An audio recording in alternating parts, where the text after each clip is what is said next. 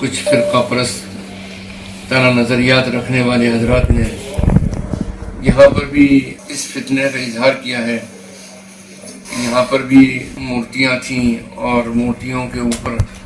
گویا کہ درگاہ بنائی گئی ہے، مسجد بنائی گئی۔ یہ خواجہ معین الدین چشتی رحمۃ اللہ علیہ وہ ذات گرامی ہیں جنہوں نے اسلام کو بحیثیت ایک امن کے، ایک سچے دین کے اس ملک میں پھیلایا۔ یہ جو فتنہ رچا جا رہا ہے کہ جس سے کہ اس ملک کا امن و امان خراب ہو اور ہندو مسلمانوں میں انتشار پیدا ہو، دوریاں پیدا ہوں، یہ ملک جو ایک سپر پاور بن سکتا ہے اس انتشار کے ساتھ میں،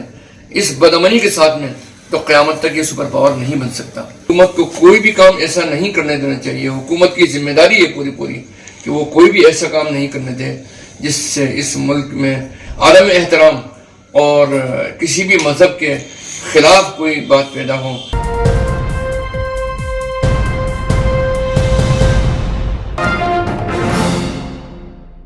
کہ یہاں کے متعلق بھی کچھ فرقہ پرست طرح نظریات رکھنے والے حضرات نے یہاں پر بھی اس فتنے کا اظہار کیا ہے۔ یہاں پر بھی مورتیاں تھیں اور مورتیوں کے اوپر گویا کہ درگاہ بنائی گئی ہے، مسجد بنائی گئی۔ ظاہر ہے کہ یہ ہم سب لوگوں کے لیے یہ ایک افسوسناک بات ہے کہ حضرت خواجہ معین الدین چشتی رحمۃ اللہ علیہ جن کی بڑی خدمات ہیں اور عملاً اس ملک میں مسلمان اور غیر مسلم اور ہر دھرم کے لوگ یہاں پر آتے ہیں اور اپنا اظہار عقیدت کرتے ہیں، لیکن بحیثیت ایک مسلم کی ہمارا ماننا ہے کہ یہ خواجہ معین الدین چشتی رحمۃ اللہ علیہ وہ ذات گرامی ہیں جنہوں نے اسلام کو بحیثیت ایک امن کے، ایک سچے دین کے اس ملک میں پھیلایا اور اس کی سچائی کو ثابت کیا اپنے عمل سے، اور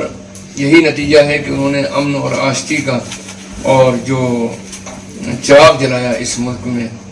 اور ہدایت کا جو چراغ جلایا، اس چراغ کو بجھانے کی ایک سازش یہاں پر رچی جا رہی ہے۔ میں سمجھتا ہوں کہ یہ ایک سیکولر کنٹری ہے اور اس سیکولر کنٹری میں ہم سب کا، اس ملک میں رہنے والے باشندوں کا یہ فرض ہے کہ وہ سب ایک دوسرے کا ساتھ دیں اس معاملے میں کہ اس ملک میں امن اور شانتی باقی رہے اور تمام مذاہب کو کے ماننے والوں کو ان کے مذہب پر عمل کرنے کا جو ہے وہ موقع ملنا چاہیے، اور یہ اس ملک کا دستور بھی کہتا ہے۔ اور ساتھ ہی ساتھ یہ جو فتنہ رچا جا رہا ہے کہ جس سے کہ اس ملک کا امن و امان خراب ہو اور ہندو مسلمانوں میں انتشار پیدا ہو، دوریاں پیدا ہوں، یہ عمل ہمارے لیے، ہم سب کے لیے بہت افسوسناک ہے۔ اور India Muslim personal law board نے اور اس کے ذمہ داروں نے یہ فیصلہ کیا کہ ہم یہاں پر آئیں اور ہمارے محترم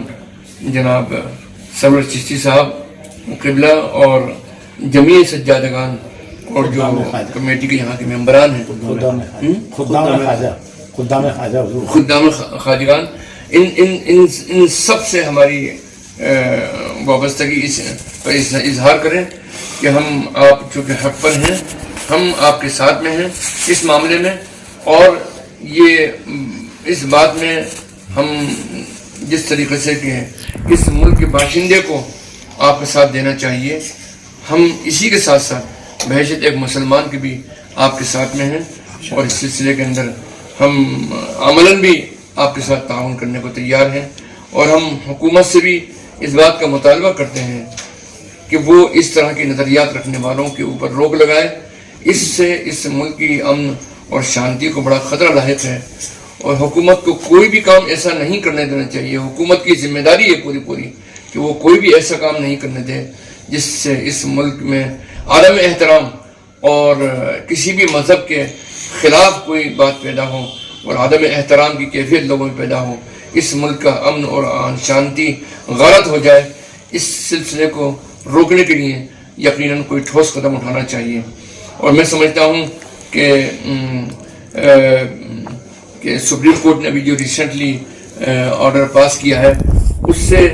اس طرح کی طاقتوں کو بڑی ٹھیس پہنچی ہوگی، یقیناً ان کے ارادے میں کمزوری آئی ہوگی، لیکن انسان کا ذہن جب تک صاف نہیں ہوتا، جب تک وہ کوئی بھی غیر قانونی کام، غیر مہذب کام بھی کرنے کے لیے تیار رہتا ہے. ہمیں ان سب کو اس بات کی دعوت دینا چاہیے، اور ہم دعوت دیتے ہیں ان کو کہ اس ملک میں کوئی بھی ایسا کام نہیں کرنا چاہیے جس سے اس ملک کا امن و امان خراب ہو. اس ملک، یہ ملک جو ایک سپر پاور بن سکتا ہے اس انتشار کے ساتھ میں، اس بدامنی کے ساتھ میں، تو قیامت تک یہ سپر پاور نہیں بن سکتا. ہم یہ چاہتے ہیں کہ یہ ملک ترقی کرے، یہ ملک امن و آشتی کا گہوارہ بنے، لیکن اس طرح فرقہ پرستی کے تناظر میں اور فرقہ پرستی کے ماحول میں یہ ملک نہ ترقی کر سکتا ہے، نہ اس کی یکجہتی باقی رہ سکتی ہے. تو ہم اسی بات کو کا اظہار کرنے کے لیے، پیغام دینے کے لیے یہاں پر آئے ہیں. اور میں یہ چاہتا ہوں ہمارے ایگزیکٹو ممبر مسلم پرسنل بورڈ کے مولانا ابو طالب رحمانی صاحب دامت برکاتہم سے تو اس سلسلے میں اپنے خیالات کا بھی اظہار فرمائیں. بسم اللہ الرحمن الرحیم. آستانہ ہند الولی